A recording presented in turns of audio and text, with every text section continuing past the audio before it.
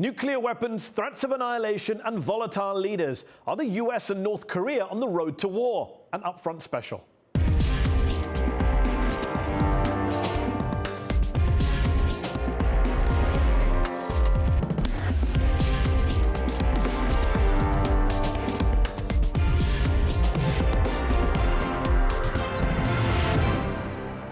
Fire and fury like the world has never seen. That was Donald Trump's promise should North Korea issue any more threats towards the United States.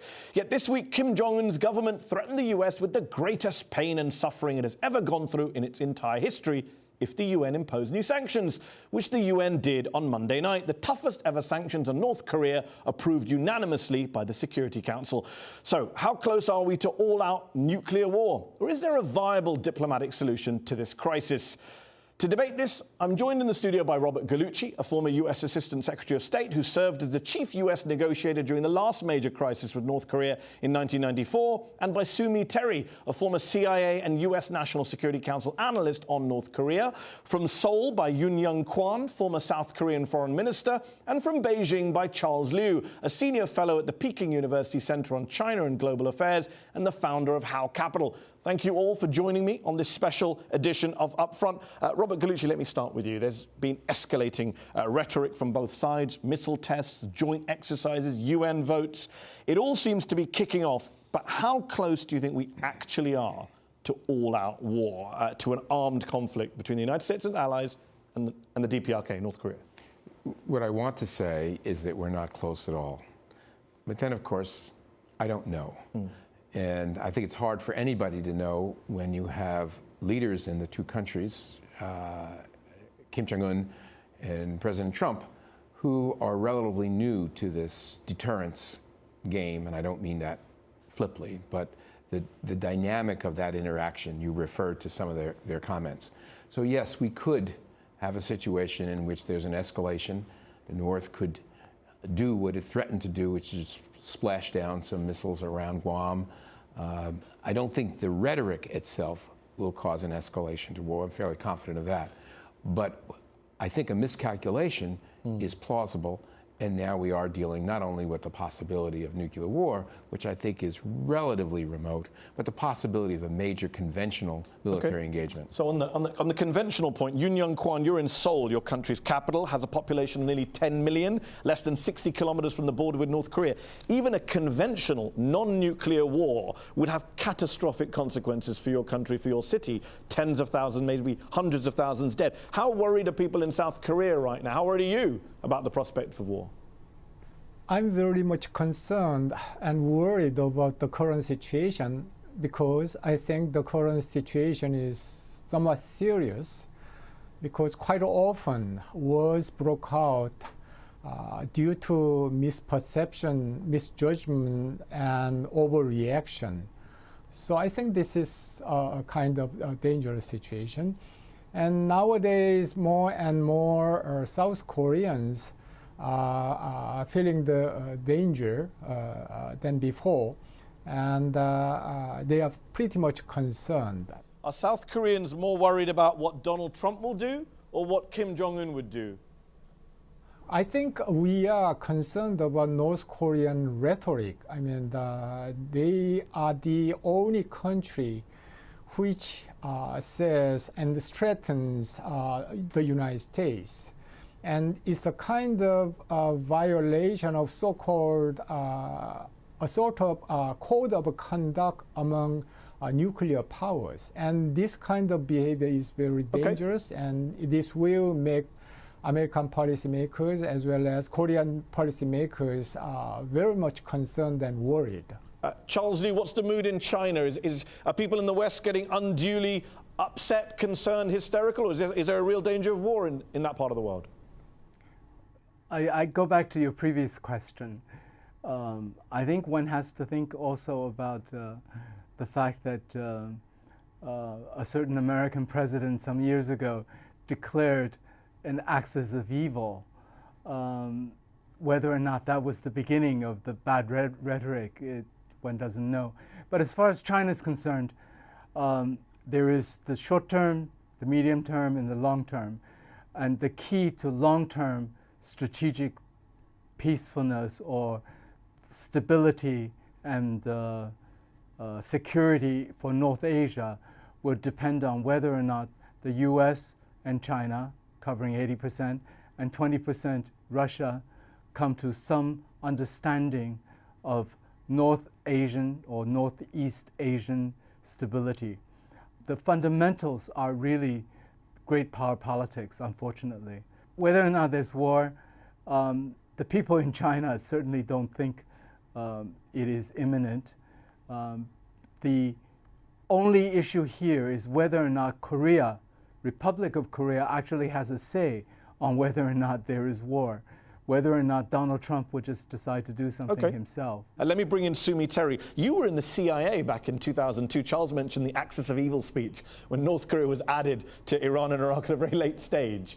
Do you think that's where it all went downhill from there, or does it predates 2002? It predates because the North Korean nuclear crisis really began in early 1990s.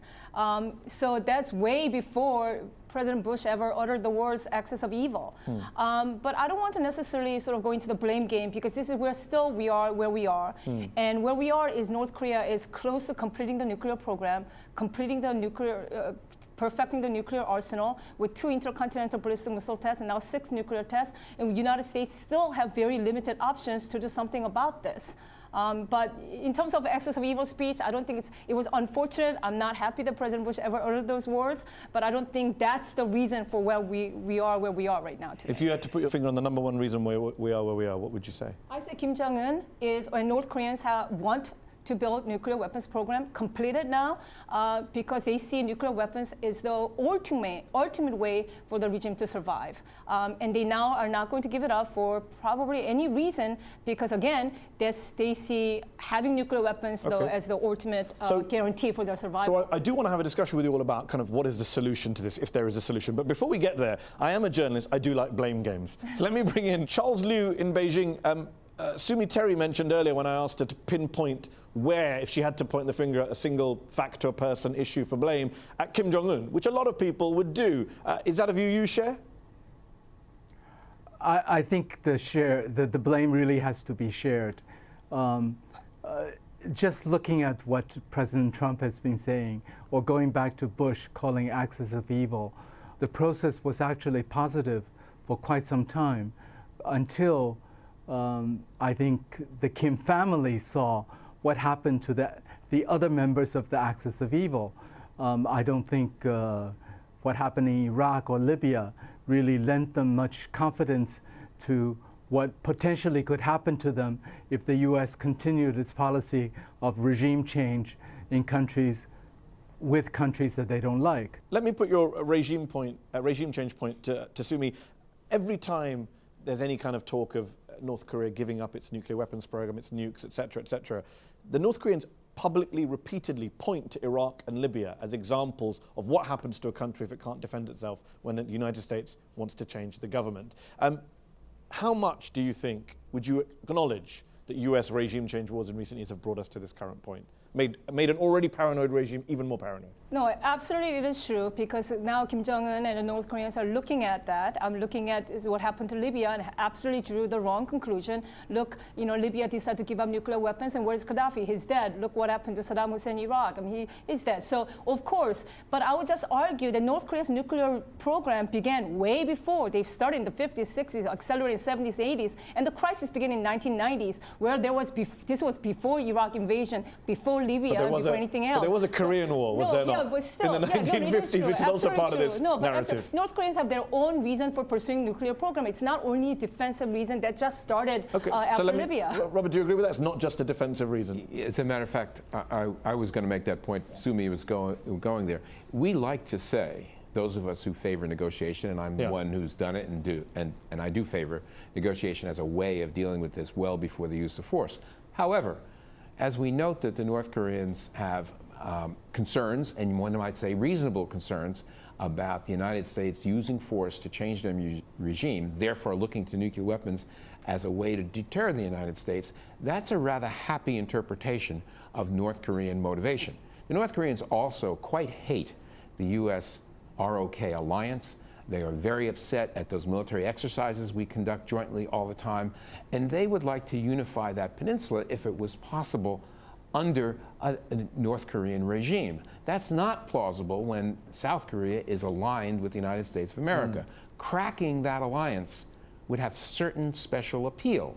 So I'm not saying this is the reason, therefore there can be no normalization, but I am suggesting to you that we be realistic about North Korean motivations and that they include perhaps some thinking about separating Seoul from Washington as well. I would 100% agree with Okay, that. and yet, yeah. given that analysis, let me read to you what James Clapper, Obama's Director of National Intelligence until very recently, the North Koreans are not going to give up their nuclear weapons. It's a non-starter. So given what you're saying about the possibility of an offensive use or, dominating the peninsula, is containment of a nuclear North Korea now the best bet, living with a nuclear-armed Kim Jong-un, or is that a non-starter too, from the US perspective? That may be the key question from an American perspective. Right now, Americans, particularly the leadership at defense, at state, at the NSC, and the president himself, the key question is, will we, the United States, live with the threat of nuclear annihilation in the hands of Kim Jong-un the way we have lived with the Soviet threat, the Russian threat, the Chinese threat?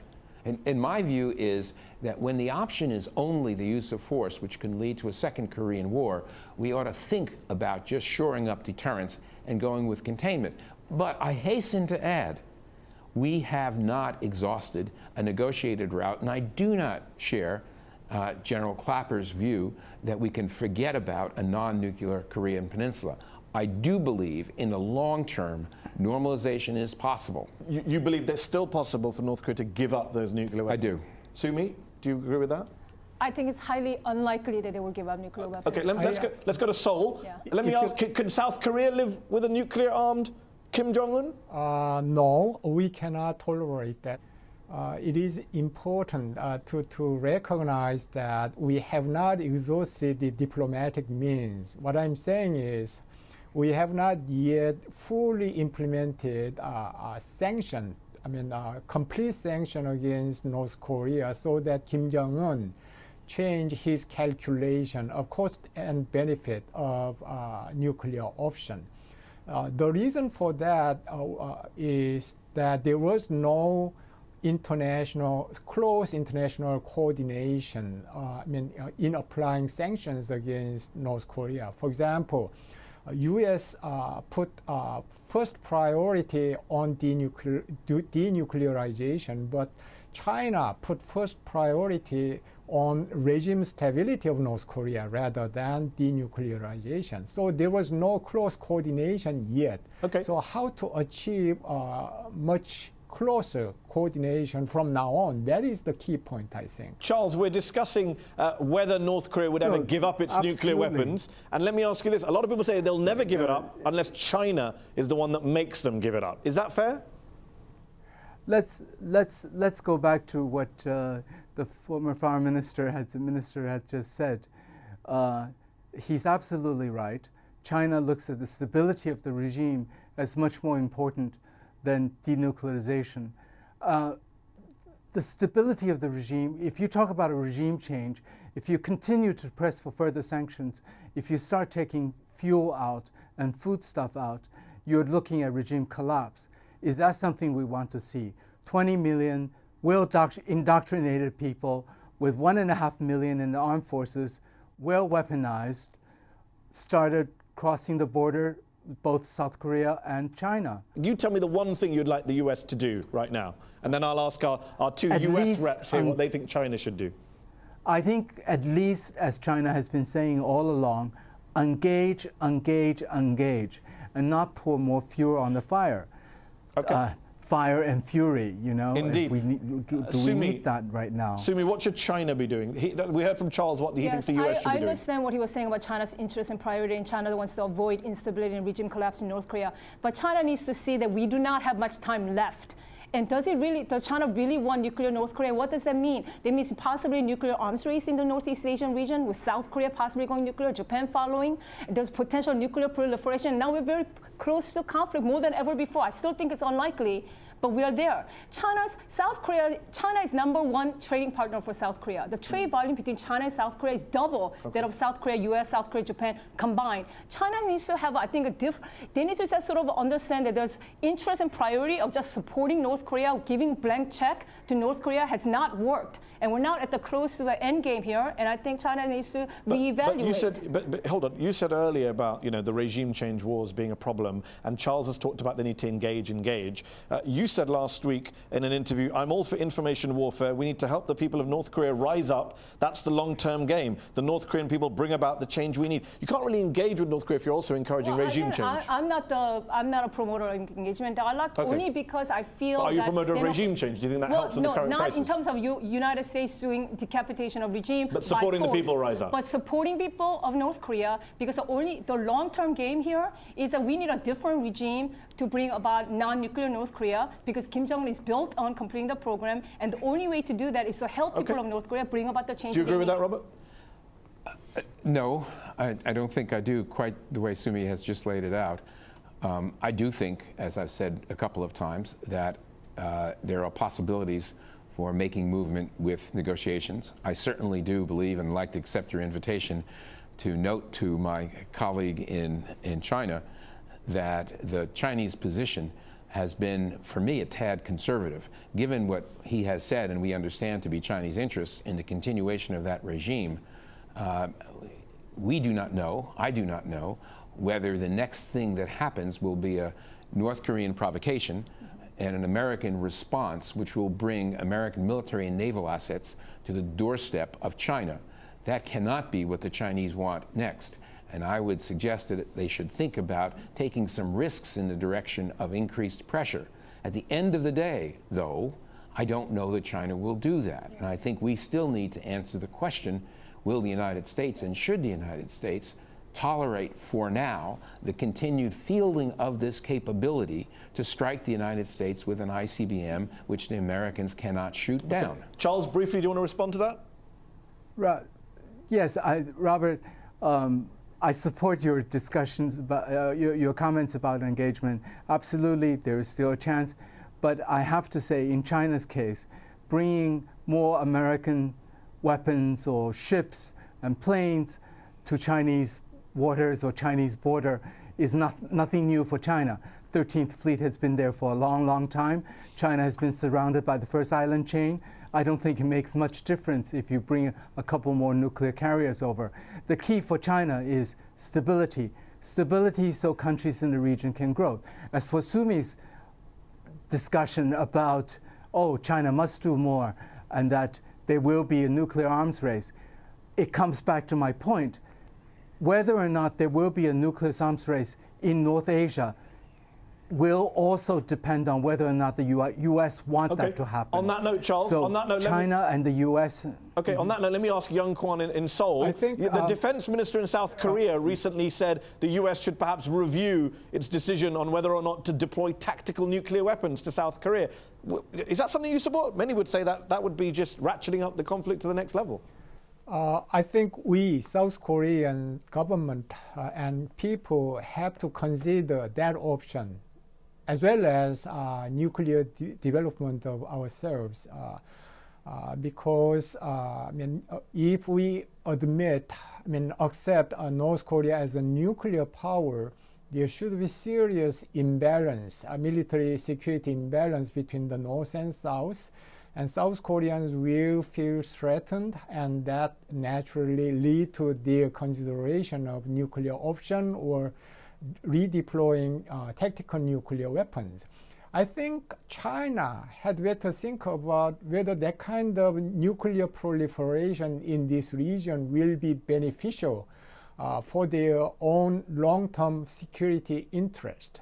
I think China will suffer from that kind of new situation caused by North Korean nuclearization. Well, let me just throw this in. China has been used to having both India and Pakistan, who are not very friendly, with nuclear weapons Let me ask on its you, borders. Let me ask you a question before we run out of time. I do want to ask you all a question which I'm sure many viewers at home will be asking, which is Kim Jong-un himself. Here is a young leader in his 30s. He's never met with a foreign leader. He now has potential to attack the United States with nuclear weapons. Is he irrational? Is he crazy? Is he suicidal? This is a question that's often asked. Let me ask all of you your take on the leader himself. Robert. I don't have any reason to believe he's suicidal. I believe he could do the basic calculations necessary for deterrence. That's why I think we can depend upon deterrence as we have in Europe and as we have in Asia for a long time.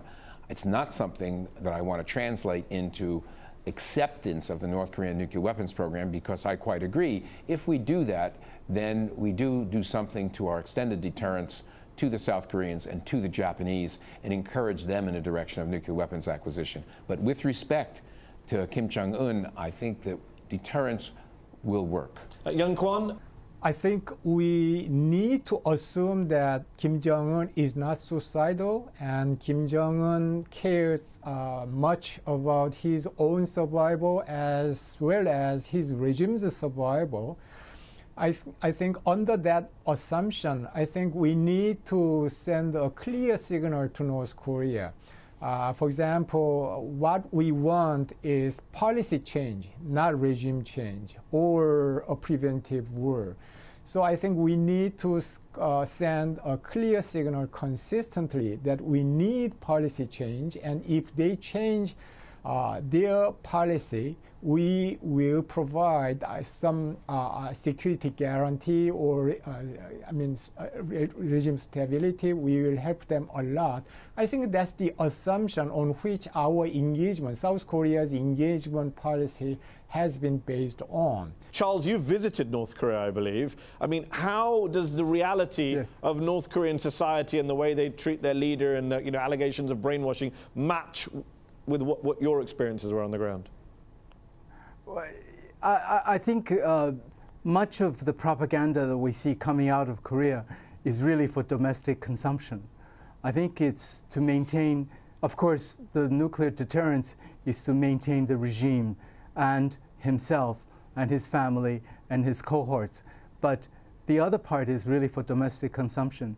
There has been significant transformation. I wouldn't say transformation yet, but changes in North Korea. The situation seems to have improved. And there seems to be much more interest in the basic economic livelihood of the population.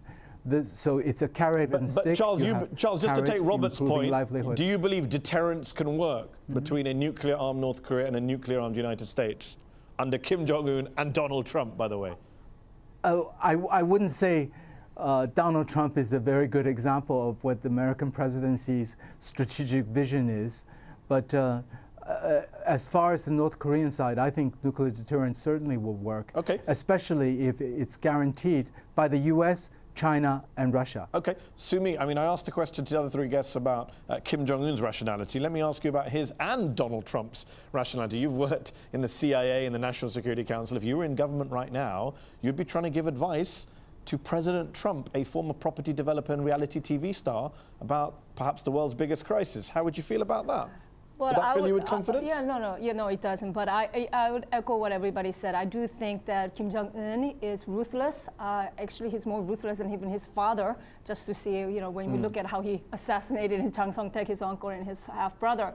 But he's ruthless, but he's not suicidal. I don't think they're ideological. He's all about region preservation. So I do think ultimately deterrence and containment could work with nuclear North Korea. But I just want to point out the problem with that, there's one problem with that, is because it's not just about survival. North Korea's long-term goal is to get US forces out of the Korean Peninsula and then to be able to, so I'm worried about nuclear blackmail in terms of living with nuclear North Korea. And I'm going to give last word to Robert Gallucci. Trump and Kim, both of them, Trump talked about getting in a room with Kim, meeting with Kim. Do you think that's ever going to happen?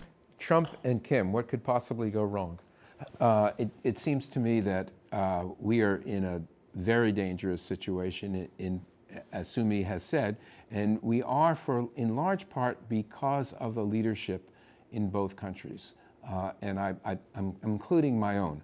The president has been volatile on any number of issues, including this one, and I would like that tone to go down. We have a huge discount factor that you apply and I apply to everything that comes out of Pyongyang. We shouldn't have that with what comes out of Washington. And on that note, we'll have to leave it there. Thank you all for joining me on this special edition of Upfront. That's our show. Upfront will be back next week.